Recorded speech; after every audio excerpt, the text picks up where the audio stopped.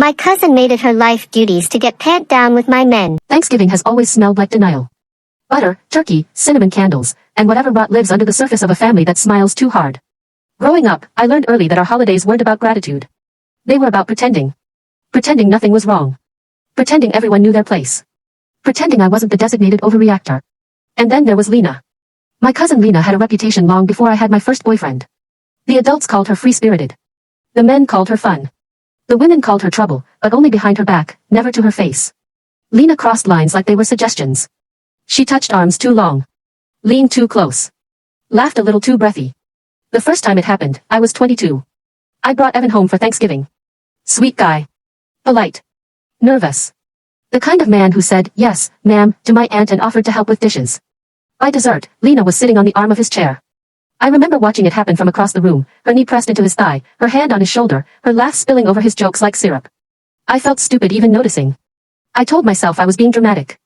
Later that night, Evan didn't come back to my room. He said he'd lost track of time. Lena avoided my eyes the next morning. My mom told me, "Honey, you can't blame her for being friendly."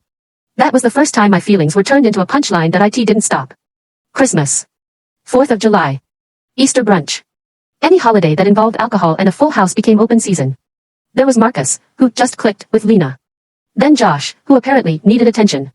Then Ryan, who swore she came onto him like that made it better. Every time, I brought it up quietly. Carefully. Like handling glass. She flirts with everyone, my aunt said once, rolling her eyes. Maybe you should date men who can handle temptation, my uncle laughed. You're insecure, Lena told me directly, one year, her lips glossy and unapologetic. That's not my fault. The worst part wasn't her. It was how everyone else joined in. They watched. They whispered. They joked about it over wine. They let it happen and then turned around and asked why I kept causing drama. I started dreading holidays. I started coming alone. I started shrinking. And they were comfortable with that. By the time I was 30, the narrative was set. I was the sensitive one. The jealous one.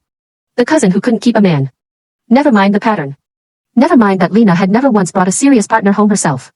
Never mind that she only seemed interested in men who were already claimed.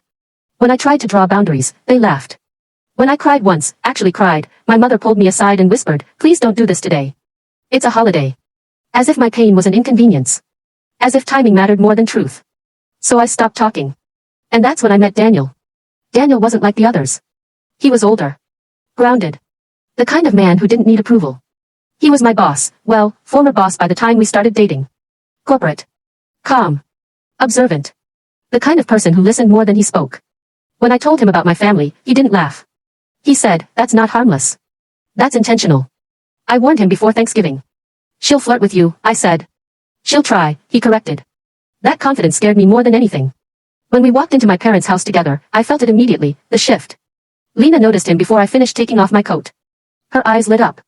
And for the first time, I didn't look away. Lena went to work like clockwork. The compliments. The touching. The stories designed to impress. "You work in leadership," she said, batting her lashes. "Wow. I love powerful men." She laughed too loud at his jokes. Touched his arm when she spoke. Sat too close. My family watched.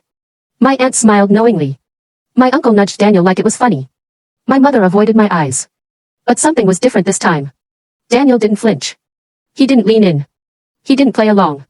Instead, he asked questions. "How long have you done this? Do you usually flirt with your cousin's partners? Does the family know you do this?" The room tightened. Lena laughed it off, at first. "Oh my God, relax.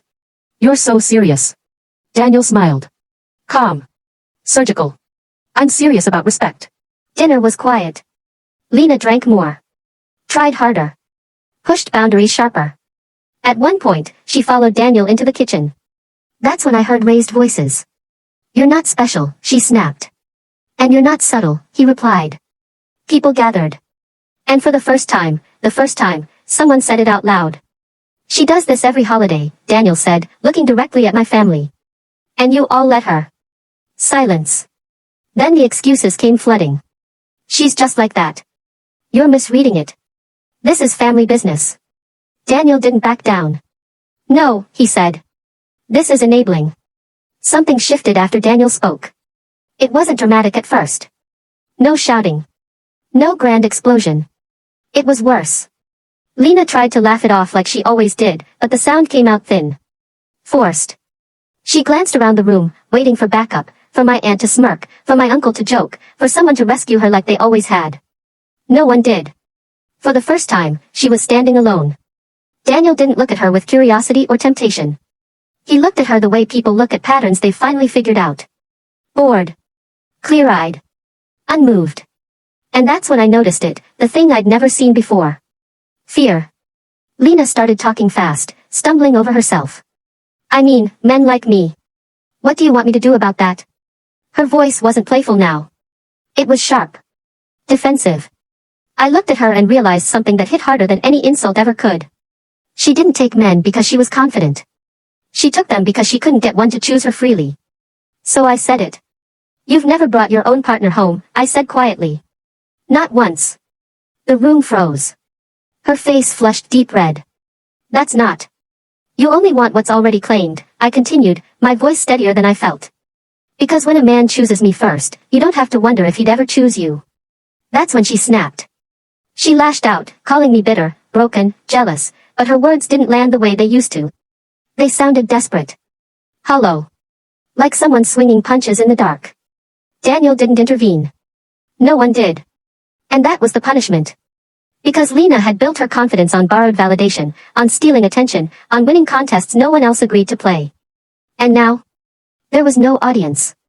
No laughter. No men impressed by her. No family pretending this was cute. Just a woman exposed, standing in the middle of a room that had finally stopped protecting her. She left early that night. And for the first time, it wasn't my relationship that didn't survive the holiday. It was her illusion.